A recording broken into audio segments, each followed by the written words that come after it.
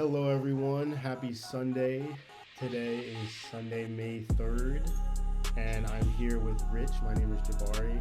We're going to be going over the relative edge, where we analyze asset prices relative to other assets. How you doing today, Rich? I am doing well. Thank you for coming on another relative edge weekend. Good morning, good afternoon, good night, wherever you are in the world. It's going to be another excited episode. Yes, So sir. hang on to your seatbelts. We got a lot in store for Yes, you. sir. Yes, sir. So let's get into these relative charts. So the 10-year yield opening slightly lower today. This week. Last week was crazy with yields closing above this resistance line. So if you can see here, like we said before, this rates are traveling downwards, and we want to make sure rates continue down if you want to be long equities, long stocks. So right now, with rates opening lower, that means that we should see a bump in equities markets. We should also see some downward pressure with regards to the dollar. So let's move into the dollar here. So the dollar opening down lower, and the dollar was crazy last week, Rich. We saw Oh man, the that dollar did. within one day take out how many days? One, two, three, four, five, six, seven. What's that? 8, 9, 10, 11, 12, 13 days, basically, almost 2 weeks of price action in a one day. The dollar Yeah, had a complete reversal. yeah, that was And some dip. yeah, it's crazy dip there. There's some crazy resistance um, or support at the 97 level here. Hmm. So that should put a bump on gold and silver. So let's check out gold and silver to see how they're performing. Gold right now. So gold opening flat, slightly lower below the 4,600 level. Um, Check out silver here, which has been actually outperforming gold, and we'll check out the relative charts. But silver also opening up flat um, around $76. And the big one, which has kind of been what has been controlling the market here, has been crude oil. And oil has been headline dependent on price. And Rich and I kind of have some opposing views on where we think oil is going, and therefore silver, Yeah, that we want to talk about too. It's good to get different perspectives. yeah, I'm on the bearish side, and Rich is on the bullish side for oil. that's right. That's right. I'm on the bullish side, and I'm right. Stick to your guns. Stick to your guns. Yeah. So I mean, I believe that because of the declining volume in oil, specifically on the daily chart, where we see here we have a higher high with this peak on the RSI. Then you look at the next high where we actually close higher, but we have lower volume. And then now we got a lower high here, which is lower than this high, and we got lower volume. So my guess, obviously, this is news dependent. We can get a headline and this can pump tomorrow. But my guess is that we need to take a little break on oil and at minimum test this $80 level that we tested before, if not the bottom of this parallel channel. I did also note that we did see the price gap up on February 27th. So my guess is that we would come back down to retest this level before moving higher, which is a ways down from here. So it's a pretty aggressive call that I'm making, but I do expect a minor pullback in oil price going forward in the next few weeks. So, but I do want to hear Rich's take on this. It's important to listen to other people's opinions because I'm not going to be right 100% of the time. Rich is not always going to be right. So it's good to hear other people's opinions and see if there's any reason to I disagree. I disagree. I'm always right. Okay. it. Rich has got 100% trading win rate, so always listen to what Rich has to say. But yeah, Rich, do you want to share some of Sure. your charts here? Rich is Absolutely. gonna take over. Here, I'll stop sharing my screen so that you can start sharing. And yeah, it's good to see other people's perspectives. So, all right, what you got? Yeah. Uh, so I'm showing U.S. oil. The trades 24/7. I'm trading from the US oil USDT on the crypto side, and it trades live 24/7. And I'm actually on, as you can see, the 4 hour chart. So we have here illustrated a inverse head and shoulders, and as we see, let's see here, right here where this neckline broke out, actually actually broke out first and retested the neckline, went up to 110.88 and is retesting the neckline twice. Now, this pullback here is due to news, as we know, geopolitical things going on in Iran, and the tipping point is whether there's going to be a ceasefire, whether there's going to be peace. And Iran on Friday said that they sent something to the U.S. as a proposal for peace, for peace. So so I'm seeing that, being that it's testing this neckline as support, that a number of times, like we're hitting it one, two, which was used to be resistance, now it's turning around to be support within a few dollars of $100, with a maybe like a $2 deviation to the up or the downside. I believe that as long as there is no signed peace, or there is no alleviation between supply and demand, there's uh, no influx of supply, this is going to go sideways to up. And it's not too far, because this pullback took only what, a day and a half Mm-hmm. or a day. So if the U.S. rejects that proposal, and in addition to if they start military actions, which they're ready for, they have U.S. soldiers are prepared to actually go into Iran. This thing is going to go over the 2026 high, which you see in yellow. It'll bust that median high and go up. But if not, if they, but saying that, we are a lot closer to peace than not. So I see some sideways action. But as you see here, of the right shoulder neckline, if it breaks this at 92.77, whether we hear something a lot or not, because more than likely, there, as you've probably seen in the news, if not, there are some insiders before news comes out. Insiders either buying or selling, before the actual news comes out. But the chart will show its hand. So we break this neckline, I say we fall. If there's peace, back to where Jabari was talking to in the 60s, we're going to fill that gap. It's going to tank. Yeah, so it's pretty much headline dependent.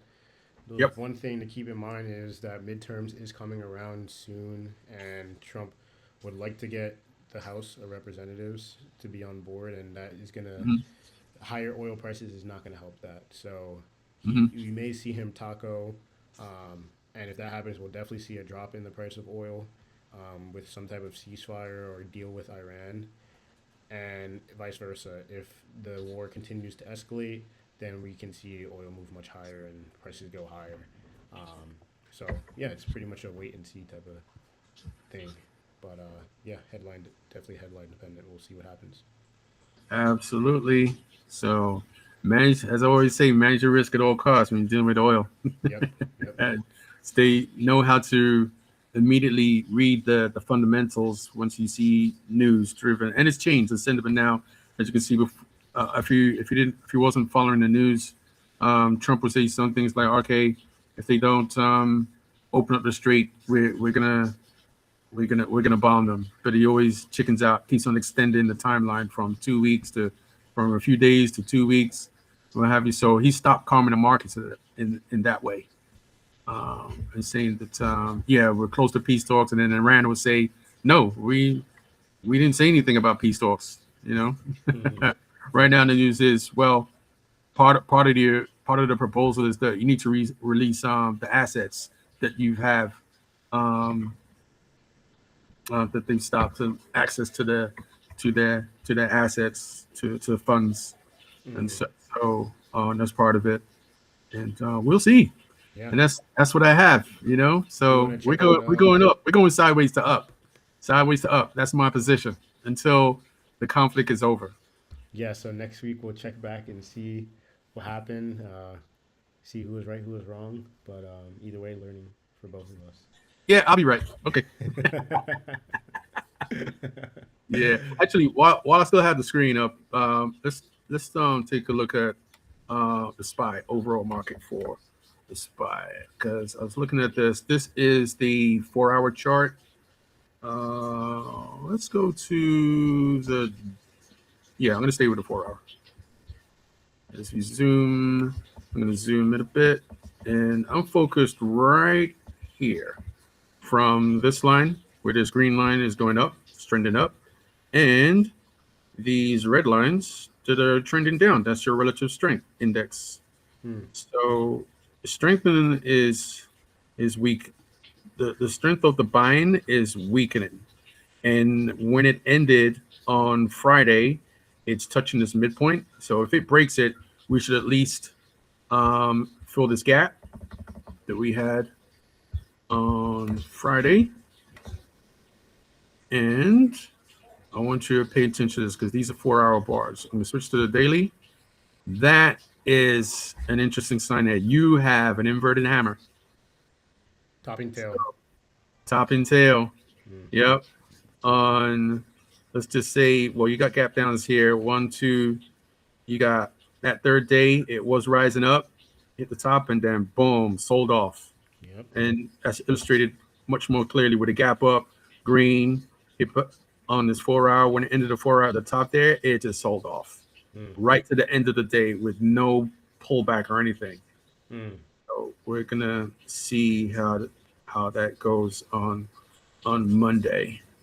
So Got that bearish divergence too, the yeah, higher high and then the lower high on the RSI. yeah. Now you do see buying, even though it continued to have like this uptrend here.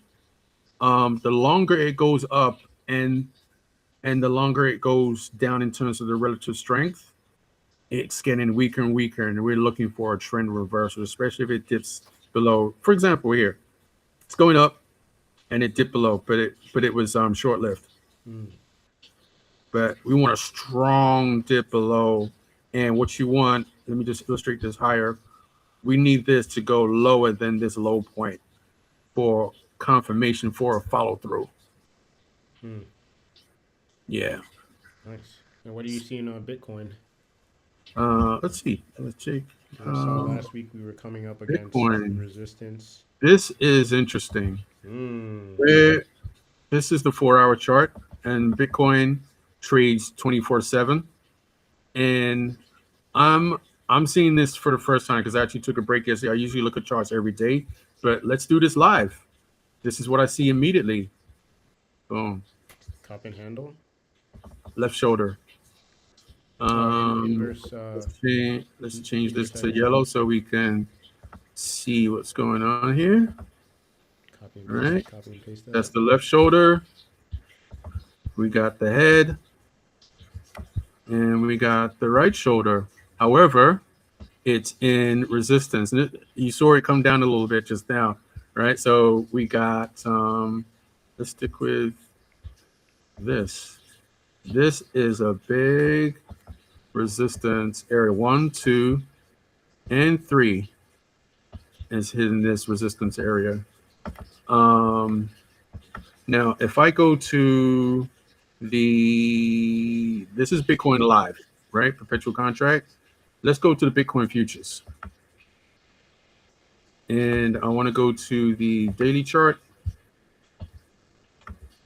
Look at this. There's a gap right up from where we are now to 84,000. Hmm.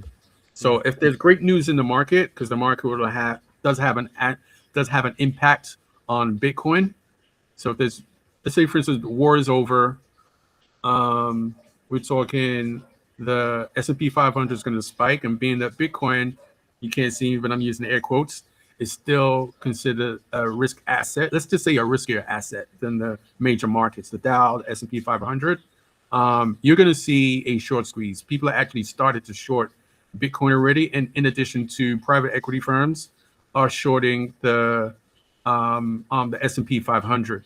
So you'll see short squeeze, and I do expect a short squeeze to fill the gap with regards to Bitcoin up to 84,000, and then I would say that's it. I Alrighty. think there will be a trend reversal after that for Bitcoin, maybe even the markets. Yeah, I And think. that's what I have, folks. Alrighty. Thank you for sharing. Yeah, I agree with you. I think 84,000 is a medium term top for or higher lower high for Bitcoin, and then I think we'll make a lower low, and hopefully we get a bullish divergence on that lower low, and there'll be a buying opportunity. So, Mhm. but I do think a little bit some of the weaker hands do need to be shaken out before we Yeah, go higher. I'm waiting. I'm waiting, patiently waiting, because when it fill that gap, man, I'm going in. I'm going in hard for a short. Hmm. That's just me, folks. Manage your risk at all times. Yes, nothing here is financial advice. This is just what we're seeing, just observations here. But yeah. All right, I will take back over here. Let me share my screen with you. And go for it. Can you see this, Rich? Should be able to. All right, now into the relative edge, the relative charts where we show, we compare assets to other assets. Here we're going to start where we usually start with the Dow gold ratio. And let's see what we got here on the daily chart. Yeah, so last week we actually had broken out of this downward parallel channel, um, where that means gold was significantly outperforming the Dow Jones Industrial Average. Although both assets were moving up in price, gold was outperforming or Dow was underperforming gold. So that's why we were in a downward parallel channel. But now we've actually broken out of that downward parallel channel. So now we are in a sideways action. There is very strong resistance meaning downward selling pressure at the 1.15 ratio, 11.15 ratio on the Dow Gold ratio. And just in general, this range, the 11 to 11.15, there's a lot of either support or resistance depending on where you're coming from. So this area, I wouldn't be surprised to see this break down lower, but I wouldn't be surprised to see this move up to the high of 11.15 this week, meaning that gold would underperform the Dow.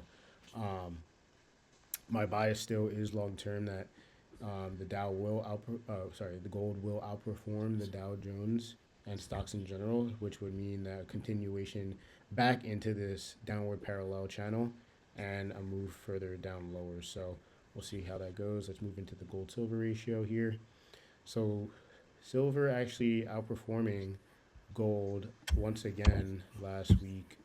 Let's yeah, for the gold silver ratio, we are in this downward parallel channel. We briefly broke out of it when silver ramped up to 120 earlier this year and then settled back down into the high 60s. Now we're gold, silver is around $75 with gold around like 4,600, 4,700. But the gold silver ratio is starting to break down here below 62.15, um, which is bearish for this ratio, which means typically when the you see a declining gold silver ratio, that means that both gold and silver are rallying, but silver is rallying at a faster pace. So let's zoom in here and get a better look at what's going on. We were trading in this upward parallel channel. Briefly, this would be, as I see it, as a bear flag, a downward move, followed by sideways consolidation. And if you Hmm. look at the RSI, we actually It's definitely broke. bottom in action. Yeah. So we're breaking below the 50, the midpoint on the RSI daily chart, which means that this ratio is more likely to move down than it means to move up. When we're Hmm. above 50 on that RSI, that means we're likely to go higher. So if this was above 50, we would be likely to go higher. But now because we are below 50, that means silver is likely to outperform gold and this ratio should move lower. So I wouldn't be surprised to see this move down. My downward target for well, first we would have to test the previous low here, which is the 59 level. Um, and then eventually I would expect this to go to the bottom side of the parallel. There's going to be some more support at the 56.9 level. So we'll see where that goes this week. But I do think that this ratio will break down. I think we will see a rapid move down to the bottom of this parallel channel, meaning that silver will pop off this week, is what my guess would be. Silver versus silver miners. This is the daily chart once again. We were trading in the RSI downward channel. We did briefly break out. So if we don't see a rapid reversal in this, the upward target would be the bottom of this parallel channel, this bullish parallel channel. Let me zoom in a little bit more. There's very strong resistance at the 2.5 level, which is why I was actually surprised on Friday to see this out close higher. So that's not good looking at silver miners. I mean, the flow of money is stocks into gold, gold into silver, silver into silver miners. So, I mean, right now we're seeing gold underperform the Dow Jones, and the silver miners underperform silver. Although silver is outperforming gold, still two of the three are not clicking. So in order to see a sustained rally, we were going to need to see all three of those move in the right direction, or at minimum, miners outperform silver. So right now, we'll see what happens. Silver versus oil. This is the great debate that Rich and I have had. Is Yep. And this is a really interesting chart, and I love going back to this one because we were seeing this falling wedge, which is a bullish pattern, and we broke out, and for a couple days, like a week or so, silver was outperforming oil, but then we slammed right back down. But the one thing is here, so we were getting bullish divergences, meaning lower lower lows in price, but low higher lows in RSI. So lower lows in price, higher lows in RSI. And then we came up and then we came back down. And but when we came back down, check this. When we came back down, this low is an equal low to right here, where we broke out. But the low on the RSI is higher than this low. So that makes me think, that leads me to believe that silver will continue its move higher versus Uh, oil. yeah, So I'll definitely say that you'd have more confirmation on the current RSI that if it pushes through the midpoint, um, it's a good there's point. going to be dangers, and I think that it stays below the midpoint and goes lower Okay. So you're saying, let me draw, in this ratio. yeah, let me draw a horizontal line here so you can visualize what Rich is saying here. So Rich is saying until we get above this 50, this midpoint here, that oil will continue to outperform silver, Yep. basically, makes sense. Yeah. Um, Just doing it right now already. Went from 99 to 101 with oil. Yeah, so right now, silver is up 3% or 2.5% against oil. So let's see if that trend continues this week or if we continue lower. So just to be clear, I'm thinking that this ratio will go higher. Rich believes that the ratio will go lower in the short term Lower. unless with the caveat of news. So Yep. yeah. Yeah. Yeah. Absolutely. And then last but not least, let's go into the MMRI, which I love this chart absolutely. As you guys know, MMRI is the 10-year yield times the dollar divide, and then that you take that ratio and you divide it by 1.61, the golden ratio. And here, sorry, that looks kind of crazy, but basically every time we hit the top of this parallel channel, downward parallel channel on the Man, that's yeah. I'm thinking what we were talking about last week. That looks like a white cloth distribution pattern. Mm-hmm. Yeah. So, but the crazy thing is here is like every time we hit the top of this range in the RSI, we come lower and we trade down in this parallel channel, down in this parallel channel, down in this parallel channel. But what's going on here, right? We're getting something a little different. We were going down in this parallel channel, but now what happened? We broke out. Yeah. So you could call this a bear flag, weak rally, but at the end of the week, something really interesting happened, and we did close. Actually, we opened and closed below. I guess you Hmm. can say maybe it closed in there, but we definitely opened this week lower. So what I'm expecting is a move back down into this downward parallel channel. Mhm. That would keep this trend intact. Um, this was looking scary as interest rates and the dollar goes up. We see extreme pressure on the market. So it's actually odd seeing the market rally when you're seeing interest rates and the dollar go up, because typically that is the opposite of what happens. So definitely want to keep your eyes on this for sure. Um, that's gonna have a big pull on the market. But yeah, that's the relative edge for this week. Thank you guys for coming. Definitely enjoyed the time. Nothing here is financial advice. Um, and yeah, keep your eyes on both markets. I appreciate you guys staying here with us. Please be sure to like, share, and comment on the video if you learned something new, and if you enjoyed this. And any Yeah. closing remarks, Rich? Yes, the relative edge. Manage your risk at all times. Stay with the trend until it ends. Yes, sir. Yes, sir. You guys have a great weekend. All right. Have a good one. Have a good one. All right.